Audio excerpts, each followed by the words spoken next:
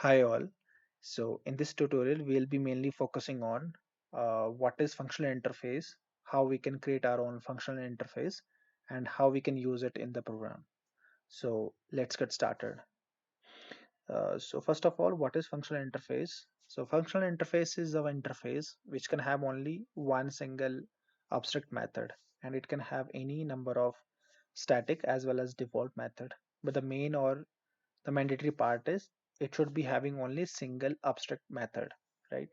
So let's look into one of the inbuilt functional interface which comes with the JDK version. Uh, so we have one of the inbuilt functional interface called Runable, and you can see it has only one abstract method, and they have annotated this Runable interface with at the rate functional interface to validate and to let developer know that this is a functional interface, right? And we will be creating our own custom functional interface similar to that only, and we will see how we can use it in our client program. So let's move back to the package and let's create one of the uh, functional interface. So my interface name will be square, and here I want to keep one abstract method which will be returning you integer value, and the method name will be calculate, which will be calculating the square of number, and it will be expecting integer type of input, right? Now you can see we have only one abstract method inside our square interface, but what if we keep two methods, abstract methods inside same uh, square interface? So sum. Now, how compiler will get to know that this square is a functional interface or not, right? It can assume, it can't assume by looking into implementation. It can only basically verify whether it is a functional interface or normal interface, right? So JTK has given one of the annotation called at the rate functional interface, which will be doing validation whether the current interface is a functional interface or not. So as you can see, we have kept two abstract method, and because of that it is giving this error. So let's look into this error, what it is saying. It is saying multiple non-overriding abstract methods found in interface of square type. It means multiple overriding of abstract methods. Multiple means we are keeping two only. So this validation is basically successful, and uh, this square interface is not a functional interface because it is uh, breaking the rule of your functional interface or violation the rule of your functional interface. So if we remove it, then it will become a functional interface. If you have only single abstract method inside your any interface, no need to annotate this with functional interface, right? Still it is a functional interface, but to let developer know or let future whoever will be exploring this class, so let them know that this is a functional interface and it should be having only one abstract method, and you can keep static or default method as many as you want, right? And now let's see what we can do it here, right? So one of the issue is, right, when you're declaring, when you're done with the creating a skeleton of your class, it should not change in future. So right now I am passing this value here, right, integer and integer. Now let's see what an all problem we will get by when we will be consuming this when we using this uh, square functional interface, right? So let's check that. Now let's create main method. Now as it has calculate method with one parameter, so we can use the same part here, num and operation which you want to perform on this input, which is num.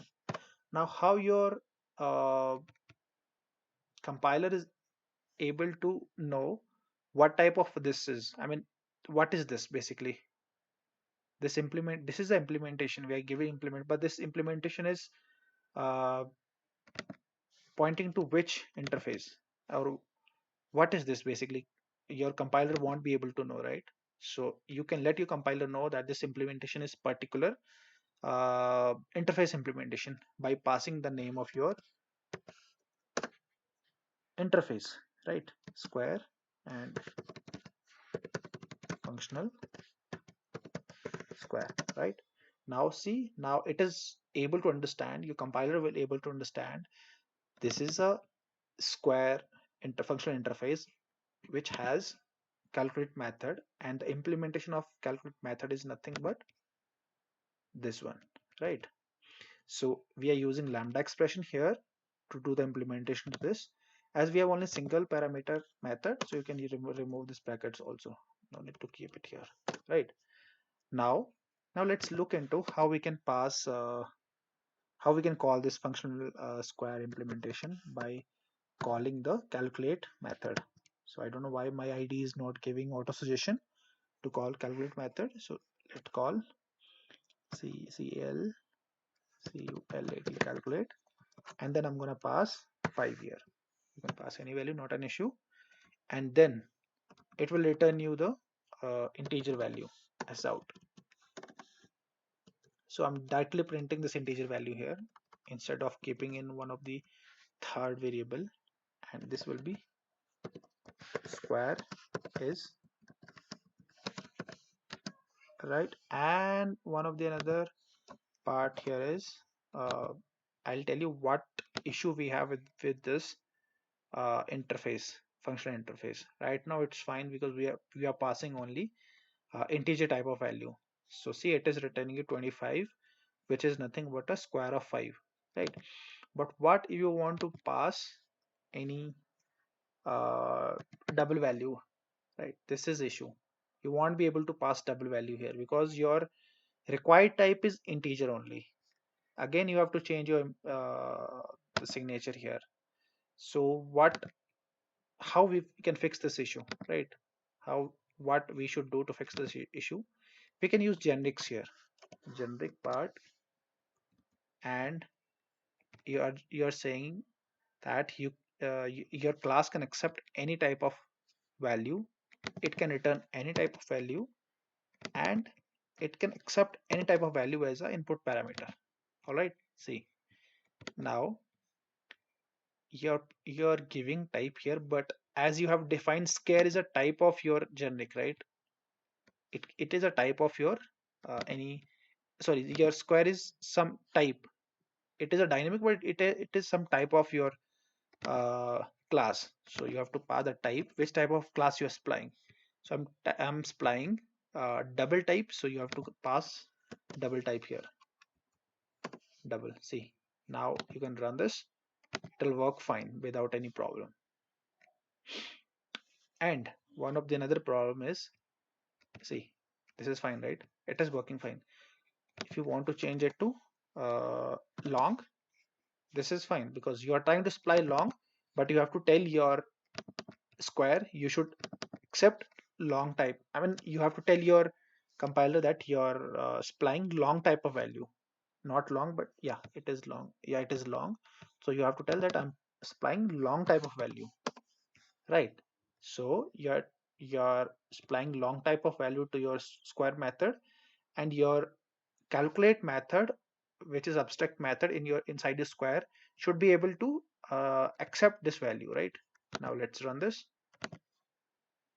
and verify whether it is returning you 25 as an input or no, output or not. It is returning you, right? This is fine again. So now here, what if you want to bind your type, right? You just want this method to accept only number type of value. If you're passing something custom object or string or object or super class of object, it should not accept. So how you can do that? By extending number here. Now number is super class of your integer, double, float, and long, right? Now you can pass those values here, it will definitely accept without any problem.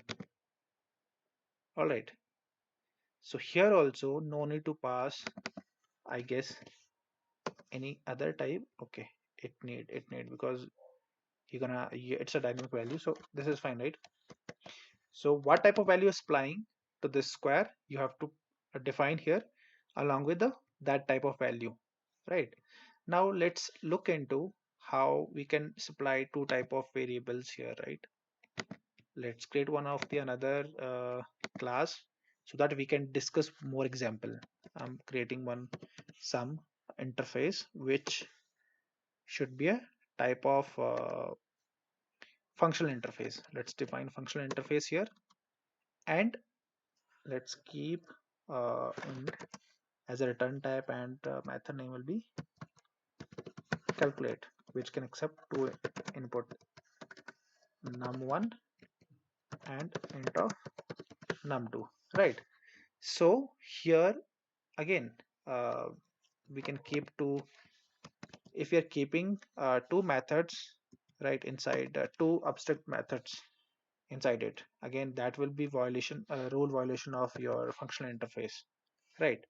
So we can delete this first of all. And you can pass, this is a mandatory part, that you should be having only one abstract method inside your functional interface. But another optional part is you can keep, if you want, you can keep static method inside it, not an issue, which will have the implementation.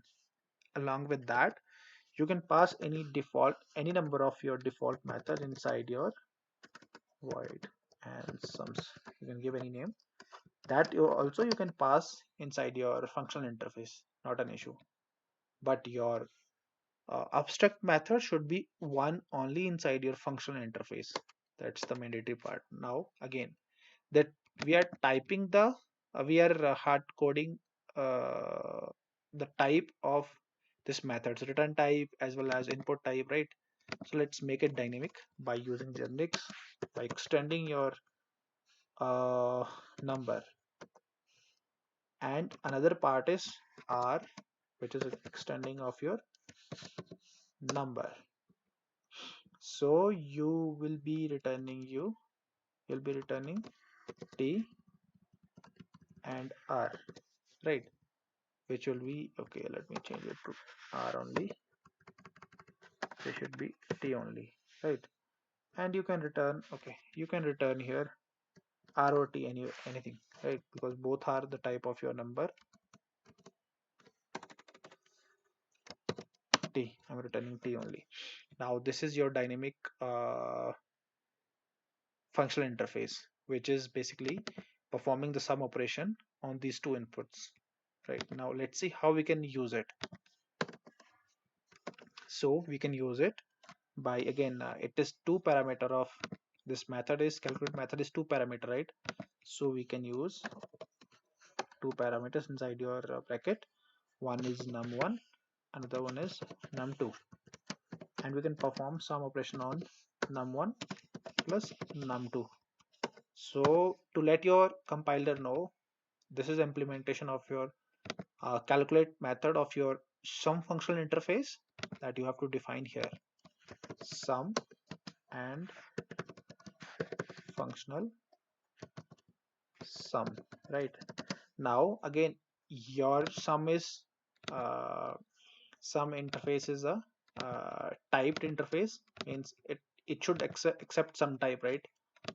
It should accept some type. So you are giving type of to your sum, that is integer and integer. Now see, it is fine, right? No any compile dump error. Now to call this implementation of your sum interface, you can use functional sum dot calculate, and by passing two values, one is 10 and another one is 20, it will return you uh, the calculated value, which you can directly print, right? And here we can pass a message, sum is, right? So this is fine. Let's execute this and verify whether it is returning 20 as a output or not. Sorry, 30. 20 plus 10 is 30, not 20. So sum is 30. This is fine, right? So this is okay. And yeah, as let me try to remove this also. It should also work. No, as it is two parameter. If it is single parameter, in that case, you can use like this.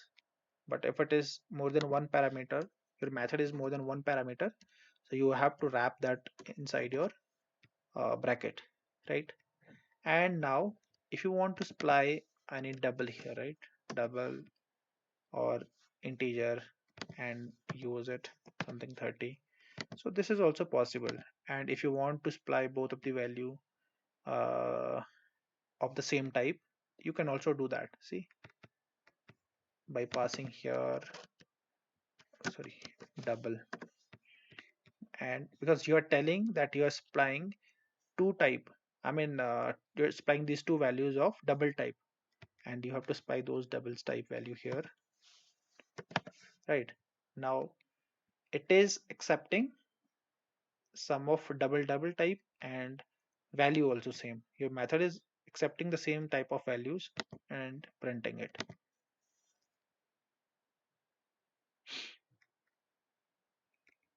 See, so these are the custom like functional interface. You can, how you can create it. These are the ways you can create it, and these are the ways that you can use it in your program. Let's look into how we can use the inbuilt functional interface. That the implementation will same. Let's try to use this. Okay, so this is nothing but your run method. Run method is having only, sorry, it is non-parameter method, right? It is not accepting any parameter, so directly you can keep it empty brackets. And when you're overriding the implementation or run method, you're giving implementation to your run method. So what basically logic or what business logic you want to achieve while implementing this run method, that you can keep it here.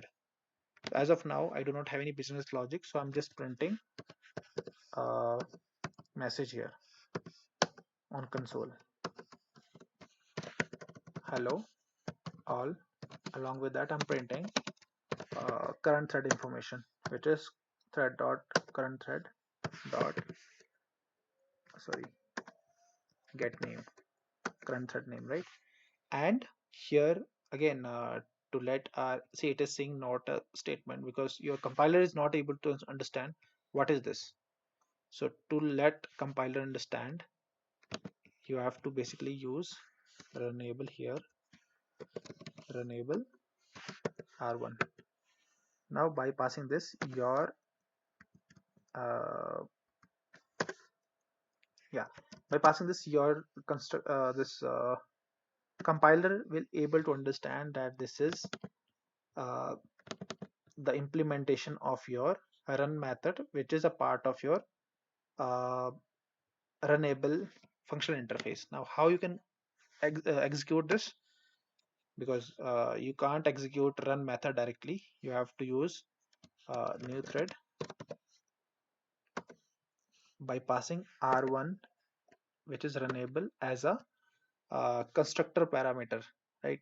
Constructor parameter of to your thread class, and then this thread class is having start method, which is internally calling. When you click on this, so it is basically calling start, but internally it is it should be calling run method. Where it is, where it is, where it is, start. I don't know where it is doing, but it is internally calling your uh, run method. Yeah, see, also see run, it is calling your run method here, overriding, right? So when you are calling start method, internally it is calling the run method of your Runable class, and whatever implementation you have given to your run abstract method, it will print, right? So this is the implementation of run method, which is a part of your Runable functional interface.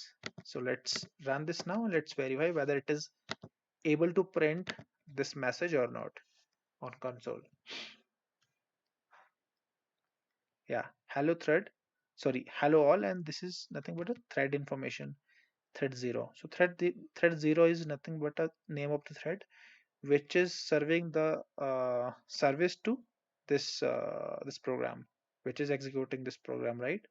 So this is how you're gonna use your basically you're gonna use the inbuilt functional interface as well as your custom functional interface. So that's all from this video, guys, and thank you so much for watching this video and stay tuned for other videos.